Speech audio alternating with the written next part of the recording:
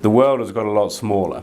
The ability for you to be able to go and either recruit in low-cost countries, so you get labor arbitrage or wage count arbitrage, or also to be able to go into countries that previously were pretty difficult to go and enter to. The barriers to do that now are a lot less than they used to be. Communications have changed, so the ability to communicate between country with technology advances. Systems have changed that really allow organizations to say, hey, beforehand where we were really focusing on a domestic market, we can now open up our products or our services to many different countries. And with challenges still, because there's a lot of different regulations across the world about what you can do, what you can't do. But I think the ability for technology, for communication, for getting access to high quality people in different countries that can promote your organization has changed dramatically even over the last 5 years, but definitely over the last 20 years. Every country really has a couple of different things. One is the culture of that country itself. So, what are the working practices in that country? And a lot of the times organizations try and take their home values or their home culture and transplant that into that country and say, this is how we're going to do it.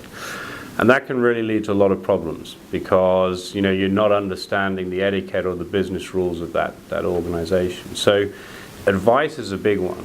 So before you go into a country or even when you're in there is understanding and seeking advice from other businesses or consultants to say, okay, this is what we aim to do. This is what the plan is. How do we execute on that? How do we make sure we get the most out of the people? How do we make sure we understand the culture of that country? So, one is very people related. And the best advice really is around, one is making sure you can transcend your values as a company and your vision as a company to your remote parts. But also equally making sure that you're seeking advice to say, how do we merge cultures between different organizations or different countries? So that's one aspect. The second really is around, okay, how do you plan to act? How do you want to be set up as an organization? And that's pre-planning. And pre-planning really is, okay, how are we going to take care of human resources across the globe? How are we going to take care of payroll? How are we going to take care of accounting? What systems do we want to have in place?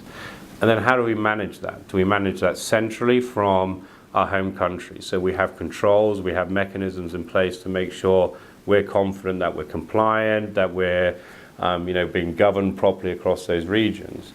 Or do we decentralize it? And we put our trust in people in the local countries to say, okay, you manage that and just tell us that you're doing a good job. So that planning cycle of any business to go, how do we enter a country? How do we execute on it? But also how do we put the infrastructure in place to make sure that we're comfortable from a top level that that's in play.